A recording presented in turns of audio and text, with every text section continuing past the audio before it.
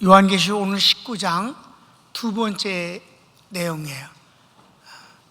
19장에서 우리 하나님이 이제 두 가지 모습으로 예수님이 드러나지 않아요?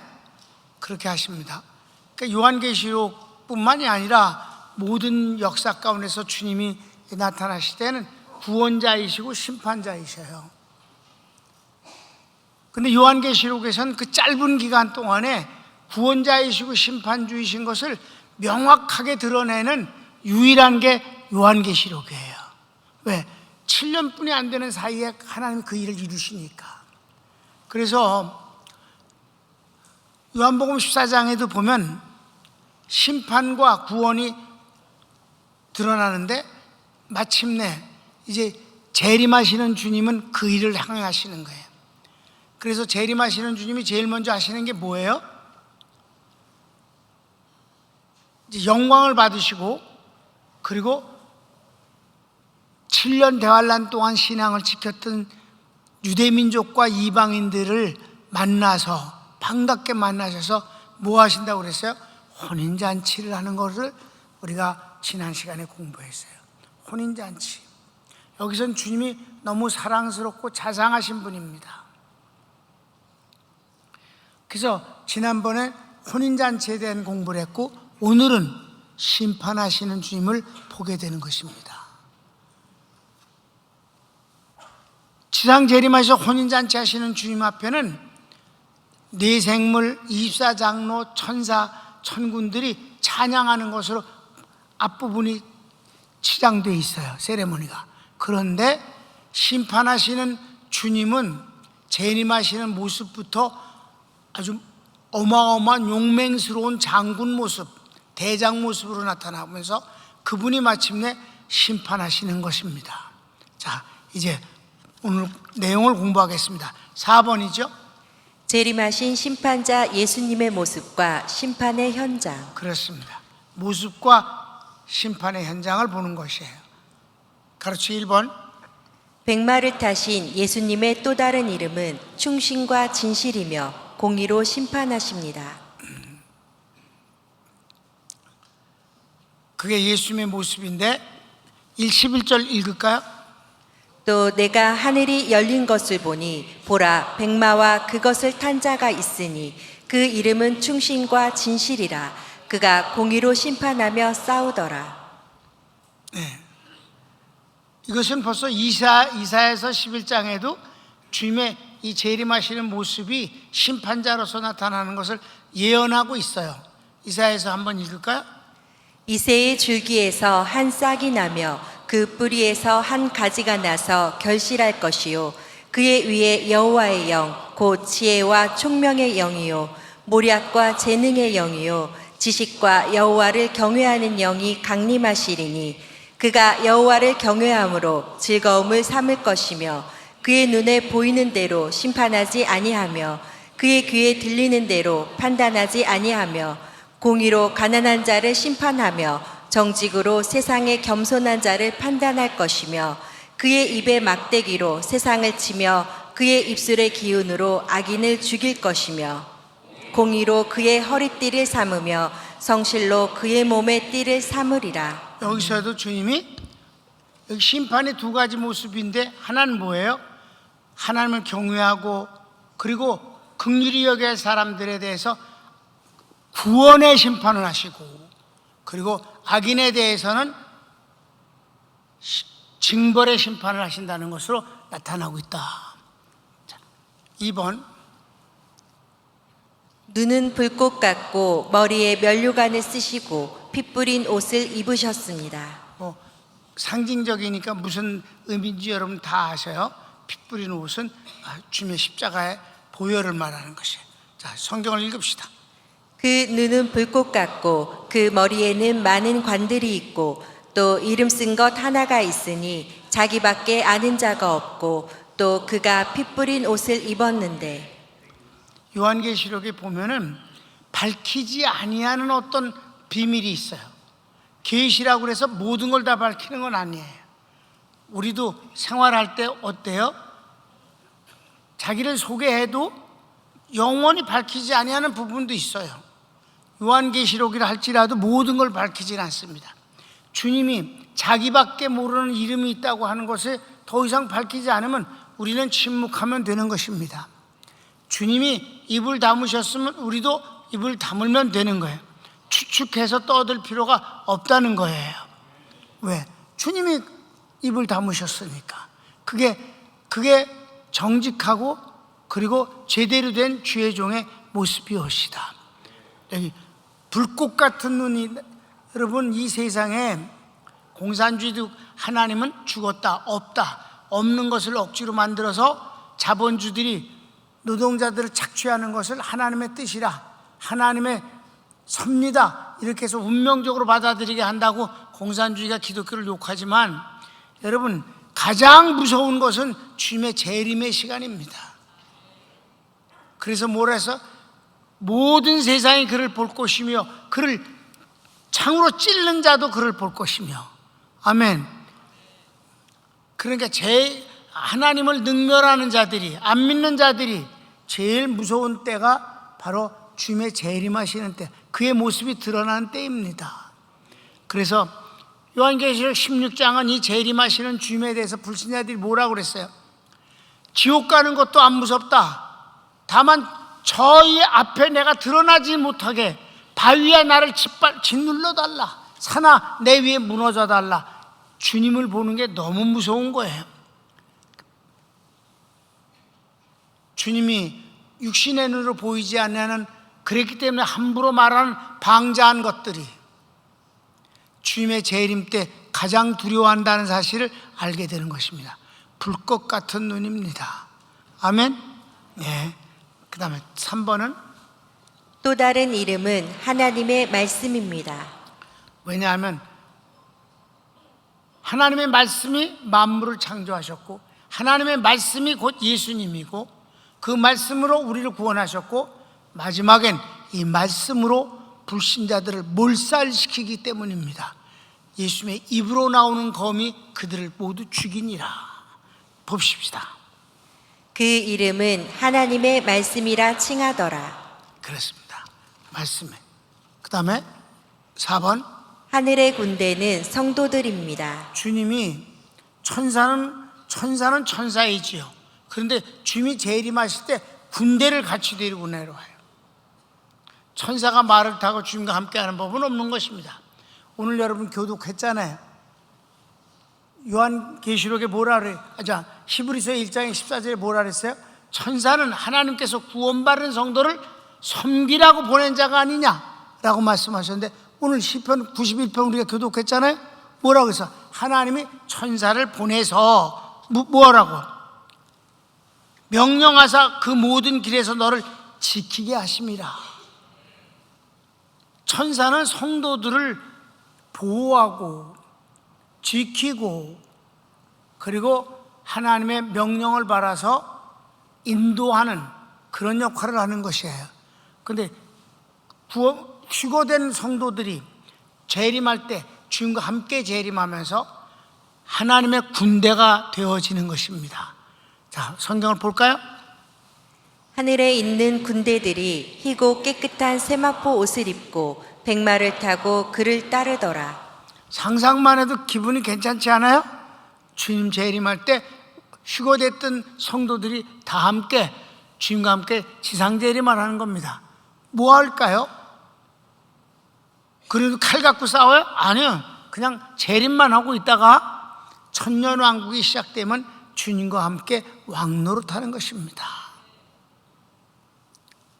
5번, 심판의 방법은 하나님의 말씀입니다. 아까 이미 말씀을 드렸어요. 15절 읽읍시다. 그의 입에서 예리한 검이 나오니 그것으로 만국을 치겠고, 친히 그들을 철장으로 다스리며 또 친히 하나님 곧 전능하신 이의 맹렬한 진노의 포도주 틀을 밟겠고. 말씀으로 모든 것을 심판하신다. 6번, 또 다른 이름은 만왕의 왕이요 만주의 주입니다. 이름이 여러 가지 있잖아요. 예수님 만왕의 왕, 만주의 주예요. 성경을 읽읍시다. 그 옷과 그 다리에 이름을 쓴 것이 있으니 만왕의 왕이요 만주의 주라 하였더라. 이게 다 심판하시는 주님의 모습을 보여주는 거예요. 그런데 여러분, 결혼하는 신랑이 뭐 그렇게 다리에다가 뭐 이것저것 쓰고 막 불꽃 갖고, 그럼 신부가 무서워서 기절하잖아. 그러니까 처음에 재림하신 주님이 신앙을 지킨 그 구원받은 성도들에게 다가올 땐 그렇게 자상하고, 그리고 아주 근사한 신랑의 사랑에 넘치는 신랑의 모습으로 다가오셔서 혼인잔치를 하신다 이 말입니다. 그런데 이 적그리스도에게 속한 자들에게 하나님 심판자로 나타나실 땐 너무 무시무시한 모습으로 다시 바뀌어진다는 사실이에요. 예수님은 구원자이시고 심판자이십니다. 여러분에겐 구원자이십니다. 하나님이 그 두 얼굴을 보여주시잖아요. 사랑하는 성도에게는 한없는 사랑과, 그리고 대적자는 무서운 심판주로, 아셨습니까? 그렇게 나타나신다. 그러면 이제 뭘 볼까요? 심판의 현장. 심판의 현장을 보는 거예요. 자, 심판의 현장, 성경 읽겠습니다. 17절 18절 시작. 또 내가 보니 한 천사가 태양 안에 서서 공중에 나는 모든 새를 향하여 큰 음성으로 외쳐 이르되 와서 하나님의 큰 잔치에 모여 왕들의 살과 장군들의 살과 장사들의 살과 말들과 그것을 탄 자들의 살과 자유인들이나 종들이나 작은 자나 큰 자나 모든 자의 살을 먹으라 하더라. 네, 그렇게.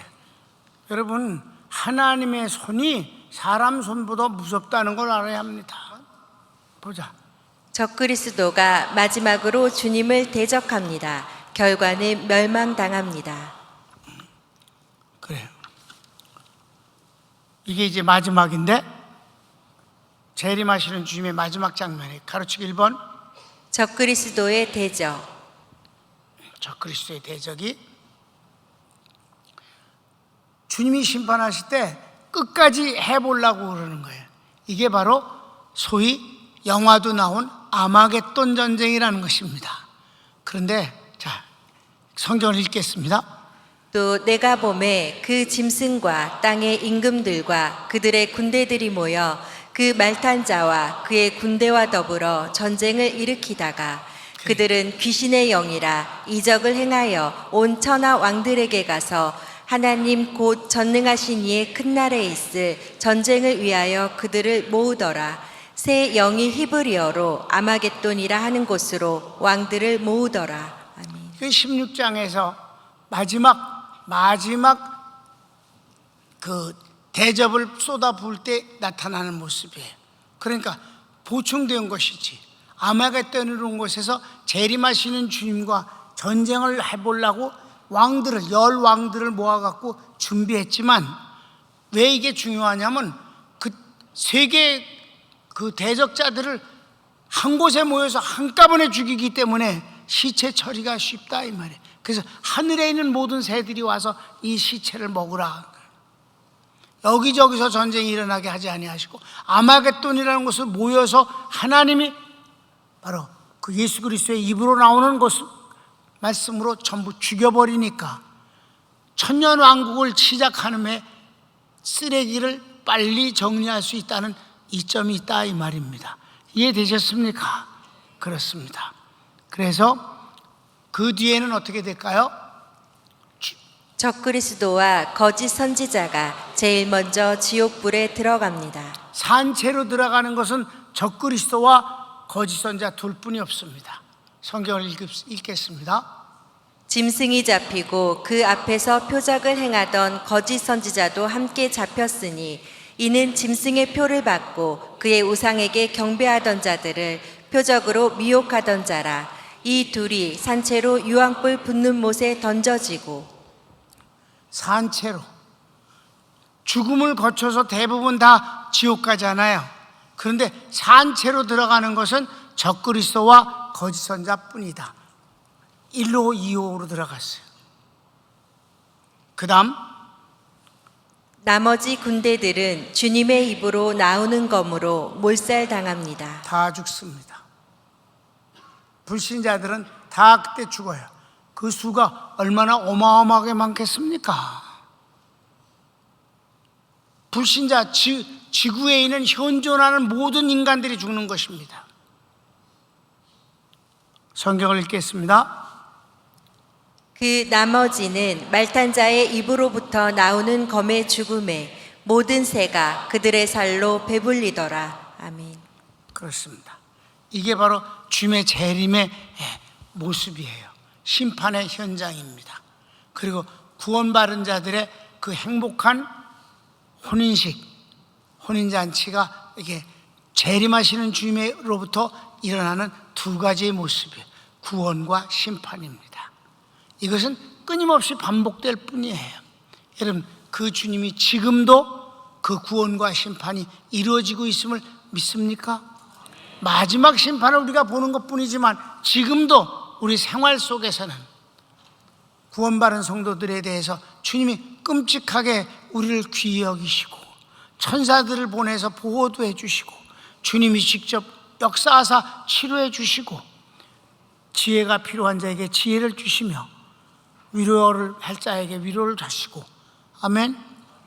여러분이 이 세상에 태어난 존재가 왜 의미가 있고 복된 것이냐? 주님을 만난 것 때문이다. 손을 모읍시다.